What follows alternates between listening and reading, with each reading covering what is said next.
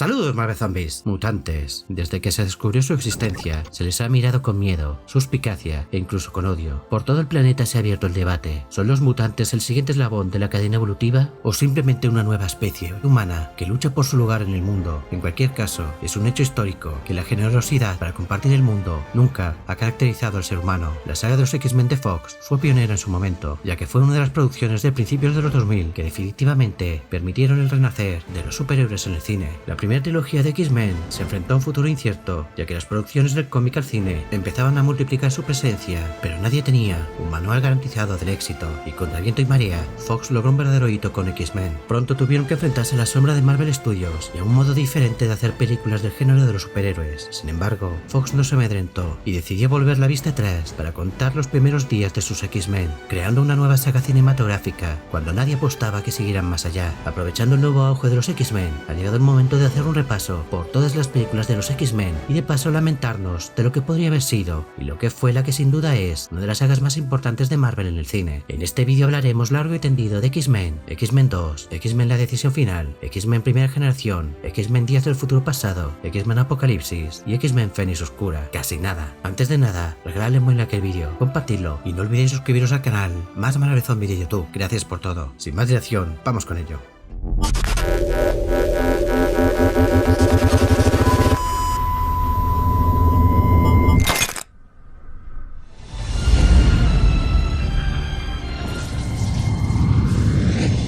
X-Men se estrenó en cines el 14 de julio del año 2000. Con un presupuesto de 75 millones de dólares, la película al final logró recaudar 296 millones en la taquilla mundial, convirtiéndose en un moderado éxito. Bryan Singer, el joven cineasta que lo acababa de petar con Verano de Corrupción y Sospechosos Habituales, se convirtió en el director ideal al contar con una sensibilidad especial a la hora de empatizar con los mutantes y su causa de odiados y temidos por una sociedad que han jurado proteger. Singer y Tom DeSanto se encargaron de la historia, mientras que el guión corrió a cargo de David Hayter. Con el avalado éxito de X-Men la serie animada, Fox sabía que tenía entre manos un diamante en bruto, siempre y cuando trabajaran bien el material, por lo que para tal tarea contaron con los productores que llevaron al estrellato al Hombre de Acero en la gran pantalla, mientras que un jovencísimo Kevin Feige se convertía en el chico de los recados.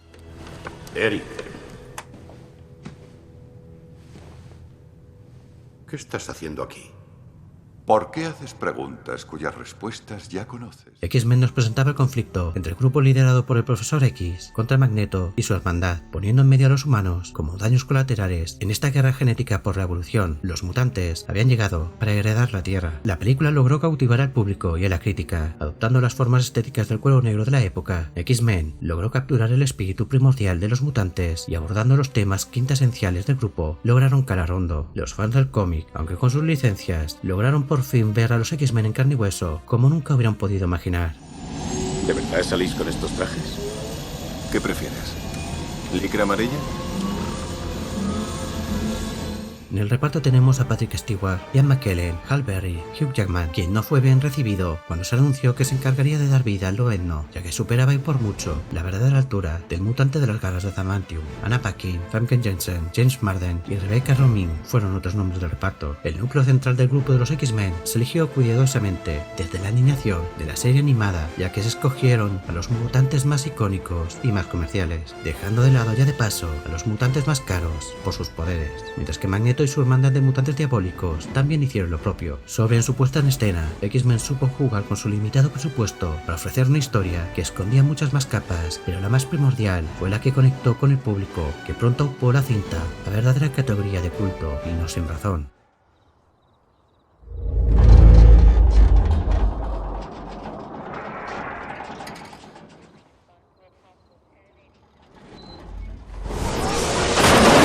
Los X-Men habían llegado al cine y la película logró hacer más que justicia a tantos años de historia interminables. Todos los elementos de la producción se combinaron para ofrecernos una película inolvidable. El reparto estuvo más que a la altura y todos los personajes lograron instalarse en el imaginario popular. Tal vez la única pega que le encuentra actualmente a X-Men es que el tiempo no le ha pasado buena factura, pero dejando de lado esto, hay que reconocer que la película supo construir unos sólidos cimientos que posteriormente usaron para tallar una gran X en roca.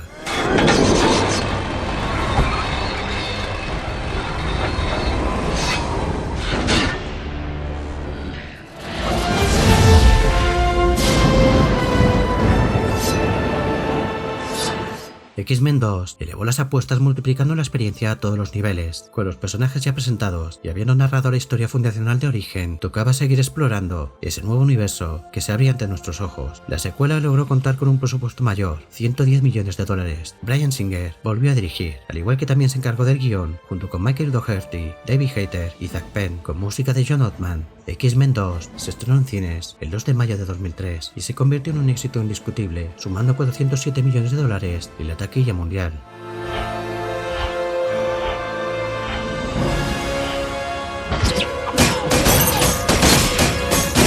La nueva apuesta, con los cimientos ya construidos, solo tuvo que añadir a la coctelera nuevos e imprevisibles actores que pusieran más drama a la guerra entre el Profesor X y Magneto, quienes en esta película tendrían que enterrar sus diferencias para enfrentarse a un enemigo en común, William Stryker, representando el brazo militar humano en la guerra contra los mutantes, un nuevo escollo que nos regalaría una de las mejores películas de X-Men y del género de los superhéroes. ¿Para qué negarlo? En el reparto volvimos a contar con los X-Men de la primera cinta, a la que se añadieron Brian Cox interpretando a Stryker y Alan Cumming nos regaló un ronroador nocturno de lo más entrañable e inquietante, con una secuencia inicial soberbia.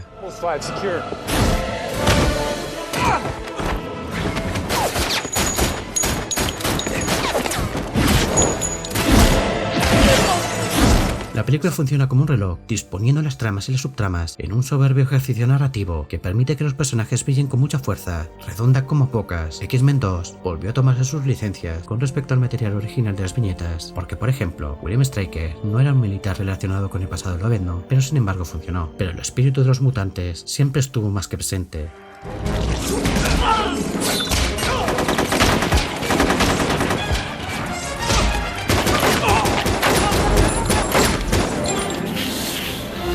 La secuela logró tratar los temas con una madurez que sorprendió a propios y extraños, ya que maquillando con fuegos y artificios se escondía una historia mucho más profunda y humana, equilibrando todas las tramas y personajes. Al final nos regalaron un drama sin igual, que sin duda acabó dejando huella. La ambiciosa apuesta se saldó con la que podría considerarse definitivamente como una de las películas más grandes que nunca se hayan hecho en el género de los superhéroes. Por aquel entonces, pensábamos que ya habíamos tocado techo con X-Men.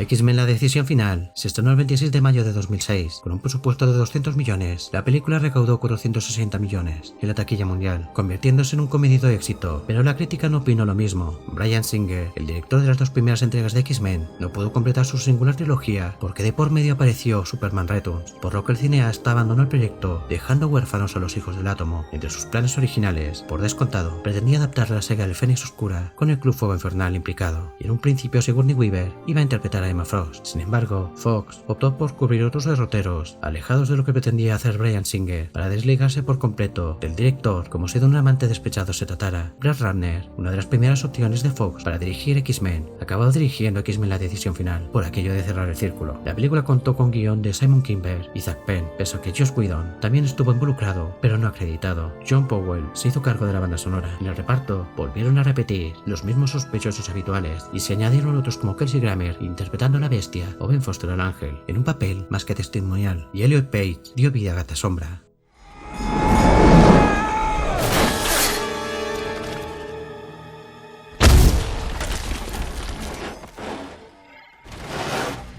X-Men: La decisión final fue la primera decepción que nos ofreció Fox, quien no supo cerrar la trilogía de X-Men al no poder estar a la altura de sus antecesoras. El cambio de dirección, el guión, la banda sonora hacen que La decisión final se sienta muy diferente a X-Men y X-Men 2. No ayudó tampoco que las tramas se dispersaran cuando debían haber centrado toda su atención en Fénix Oscura. La rebelión de Magneto, la cura, fueron tramas que empañaron el verdadero drama central que debería haber sido el final de fiesta de la saga de los X-Men. Tampoco ayudó que el caché de algunos actores hiciera que canibalizaran por completo el tiempo en pantalla de algunos personajes de la película. Claramente, X-Men: La decisión final está protagonizada por Lobezno, Tormenta, Magneto y Fénix. El resto de personajes pasan a ser relegados a un segundo plano con un poco de suerte, porque las muertes anticlimáticas de Cíclope y la del Profesor X no ayudaron a crear ningún tipo de tensión ni drama. No hablemos de cargarse la evolución de personajes tan carismáticos como Pícara, quien en la película decide inocularse la cura por su amor con el Hombre de Hielo, sin ningún tipo de sentido. A todo esto, la actriz tuvo que acortar su presencia en la película por problemas de agenda, de ahí a que buscaron un modo tan vil de sacársela de encima. Lamentable.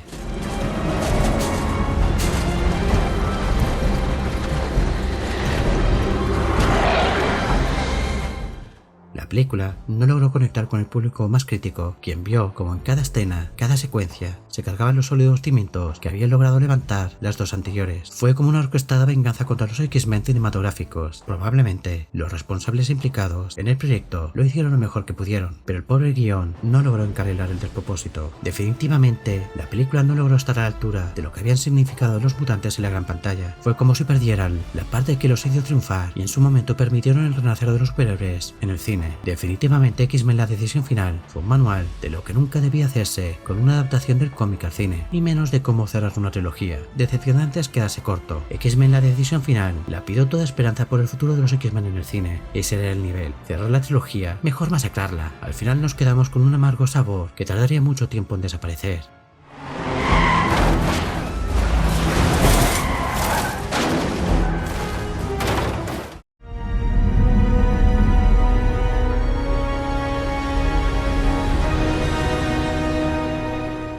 X-Men Primera Generación supuso el renacer de los X-Men en el cine. Bajo la sombra del recién inaugurado universo cinematográfico de Marvel Studios, Bryan Singer recuperó su contacto con Fox para relanzar a los X-Men con una nueva saga que exploraría el pasado del Profesor X y Magneto, reciclando la idea del spin-off de X-Men Orígenes, desechado tras el fiasco del origen del mutante de las garras de Adamantium. Singer, por problemas de agenda, no pudo hacerse cargo del proyecto, pero lo dejó en manos de Matthew Vaughn, quien andaba despuntando en la dirección de adaptaciones del cómic al cine, como Wanted o Kick-Ass. Fue todo un acierto.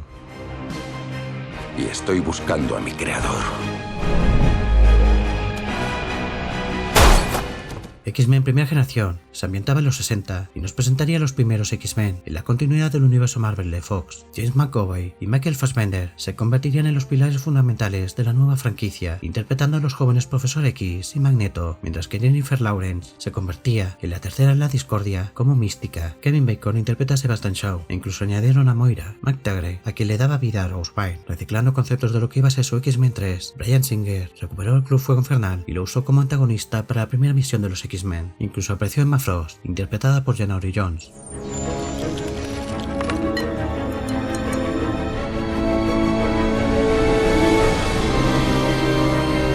Con un presupuesto de 160 millones, X-Men Primera Generación llegó a las salas de cine el 1 de junio de 2011 y acabó su recorrido sumando 350 millones de dólares en la taquilla mundial, un comedido de éxito que sin duda reconcilió al público y a la crítica con los X-Men. Tras los fracasos que habían supuesto X-Men la decisión final y X-Men Love and Orígenes Love and No, la nueva propuesta de Matthew Vaughn logró calar hondo entre los aficionados. La historia del origen de la fundación de los X-Men se convirtió en un ejercicio de lo más acertado, impregnado de nostalgia y de pura épica. La película adoptó las formas de la época en la que se pasaba. Disculpe, soy Eric Lenser. Charles Xavier. Anda y que os den.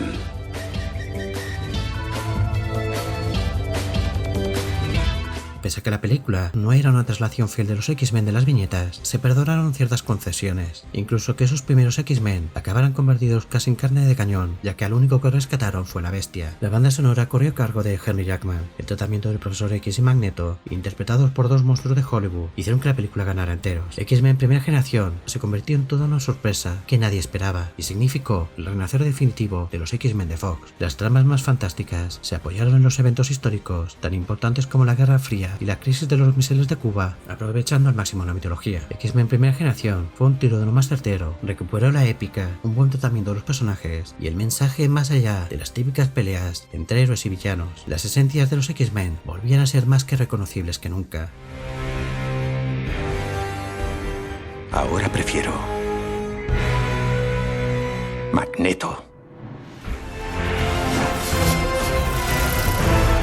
X-Men Días del Futuro Pasado se convirtió en la primera película de X-Men que se atrevería a adaptar un arco argumental del cómic, tomando prestado el título de una de las sagas más emblemáticas de los mutantes. Días del Futuro Pasado llegó demasiado pronto. El plan inicial de Bryan Singer para una nueva trilogía de X-Men pasaba por contar la primera generación, Apocalipsis, y cerrar la saga con Días del Futuro Pasado. Sin embargo, desde Fox vieron el filón y el taquillazo de Días del Futuro Pasado, más cuando el ambicioso plan de Singer consistía en recuperar el reparto de la trilogía clásica de X-Men y combinarlo con el nuevo viejo reparto, por lo que desde la producción decidieron anteponer Días del Futuro Pasado a Apocalipsis, la que acabó convirtiéndose en el final de la trilogía.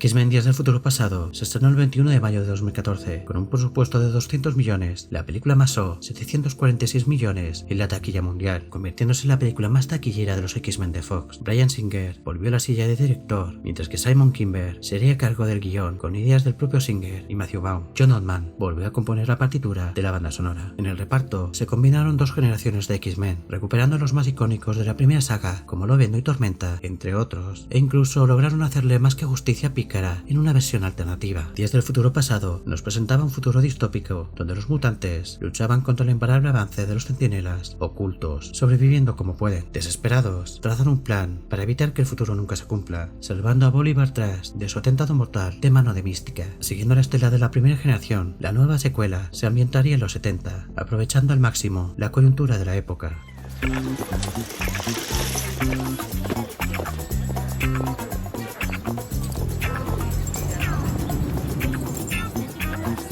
Lobezno, interpretado de nuevo por Hugh Jackman, se convertía en el ancla entre el pasado y el futuro, en este viaje sin igual que no solo recuperó la fe del público y la crítica, sino que supuso un verdadero golpe en la mesa, dejando claro que Fox, si tenía responsables al mando que conocieran el material original, podían obrar auténticos milagros. X-Men Días del Futuro Pasado se coronó como la mejor película de X-Men. La película supo conjugar lo mejor que había ofrecido la primera generación y elevó el listón hasta límites insospechados, regalándonos la X-Men 3 que nos robaron en su momento y una nueva X-Men 2 que superó todas las expectativas.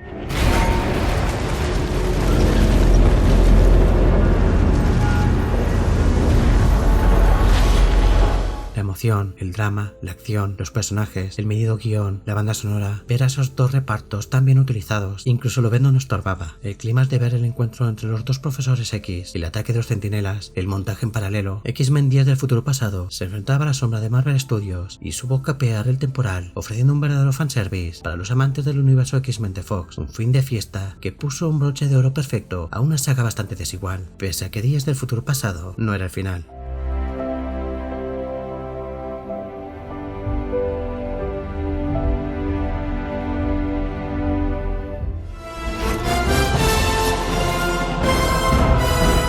X-Men Apocalipsis se convirtió en el final de la trilogía de la primera generación de los X-Men de Fox. Como ya he comentado antes, en realidad pretendía ser la secuela. Días del Futuro Pasado era el fin de fiesta, y en parte creo que se deja notar, porque X-Men Apocalipsis considero que no logró cerrar la trilogía como se merecía, y menos tras haber tocado techo con la anterior película. Bryan Singer volvió a la silla de director junto con sus colaboradores habituales, elaborando el guión, mientras que John Ottman volvería a hacerse cargo de la banda sonora. En el reparto encontramos a los viejos conocidos de la nueva saga de los X-Men y se añadieron nuevos rostros como Oscar Isaac encarnando Apocalipsis, mientras que Sophie Turner, Ty Sheridan, Alejandra Shipp, entre otros, se convertirían en los nuevos X-Men que ya conocimos en la primera entrega de la clásica saga, pero más jovencitos.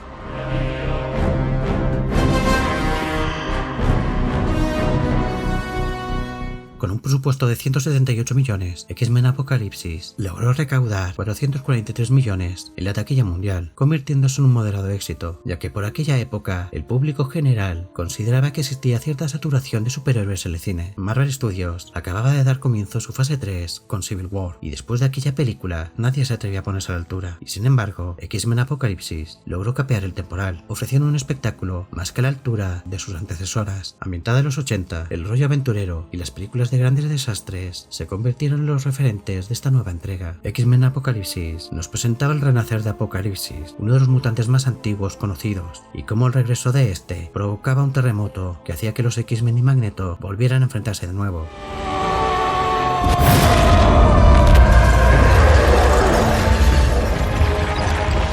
La película básicamente se encargaría de presentar a los que iban a heredar el lugar de los X-Men mientras se enfrentaban contra Apocalipsis, además de cerrar el círculo con el Profesor X y Magneto. Sin embargo, en la película encontramos algunos partes de la continuidad del universo X-Men de Fox que sin duda hicieron que más de uno arqueara las cejas, haciendo que los fans más eruditos rechazaran según qué experimentos. El más notorio que pinta el cameo de Lobezno y Arma X en X-Men Apocalipsis, una trama que sobraba por completo y que sin duda interrumpe el ritmo del film. Apocalipsis tampoco estuvo a la altura como villano, y que añadieran pinceladas del Fénix y los problemas de Jean para controlar su poder no ayudaron. De repente nos encontramos con un sinfín de nuevos personajes y tramas que provocarían cierta saturación. Eso sí, la película se encargó de regalarnos un montón de escenas de lo más icónicas y épicas.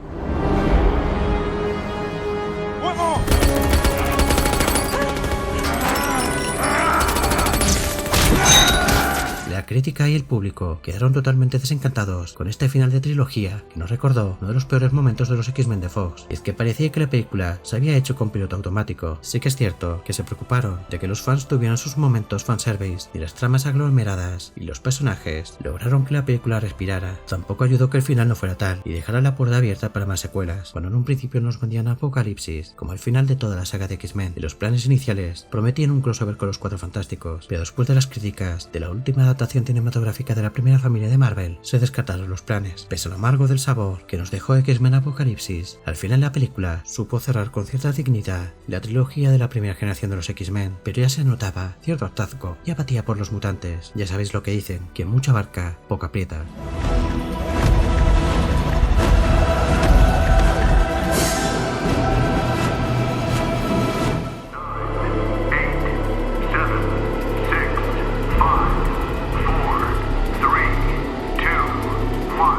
X-Men Fénix Oscura pretendía ser el inicio de una nueva saga de X-Men, pero en esta ocasión la historia se centraría en el joven grupo que ya conocimos al final de X-Men Apocalipsis. Inicialmente se confeccionó una nueva trilogía donde los X-Men acabarían topándose en el camino de los nuevos mutantes, pero al final no pudo ser. Disney compró Fox y decidió desechar todos los planes futuros que tenía Fox con sus franquicias de Marvel, básicamente para devolverlas a Marvel Studios y sumarlas al universo cinematográfico de Marvel. Pero con X-Men Fénix Oscura se encontraron un problema, ya que la película estaba rodada y producida, lista para su estreno que por otra parte fue retrasándose más y más. Simon Kinberg, quien se había hecho cargo de la mayoría de los guiones de la saga, ascendió a la silla de dirección y también se hizo cargo del guión, con música de Hans Zimmer.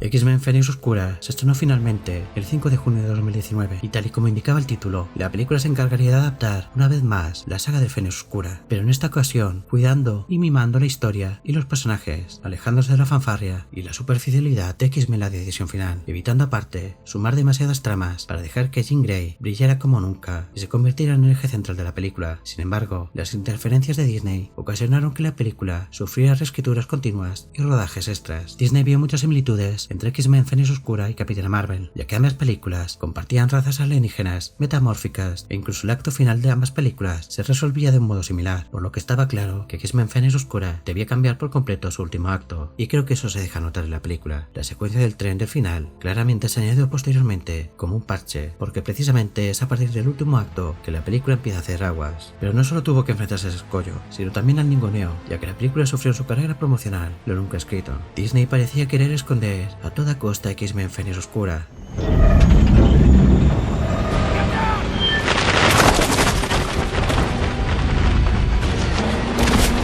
X-Men Fénix Oscura también recuperó al Profesor X y Magneto para que cerraran de una vez su particular arco argumental iniciado en primera generación, mientras dejaban el legado del grupo a los nuevos X-Men. Pero la película volvió a caer en los peores pecados de la decisión final, con muertes anticlimáticas, secuencias sin sentido, villanos que mejor ni mencionar, porque lo de Jessica Chastain como una mala random alienígena fue un verdadero delito. X-Men Fénix Oscura carecía de la fuerza y el impulso que habían logrado sus antecesoras, bajando el listón hasta niveles insospechados. La desidia y la falta de interés se transmitió en la taquilla. Con un presupuesto de 200 millones, la película se estrenó en taquilla, sumando 252 millones, convirtiéndose en un amargo fracaso para la despedida de los X-Men de Fox. Sí es cierto que los personajes estuvieron mejor perfilados y tampoco se flipan demasiado, en parte arreglando el desaguisado de la primera adaptación de la saga del Fénix Oscura, pero la elección de esos villanos random y los bandazos que iban dando no ayudaron a la película en su conjunto, y menos con ese acto final. X-Men Fénix Oscura al final cayó en el más absoluto olvido.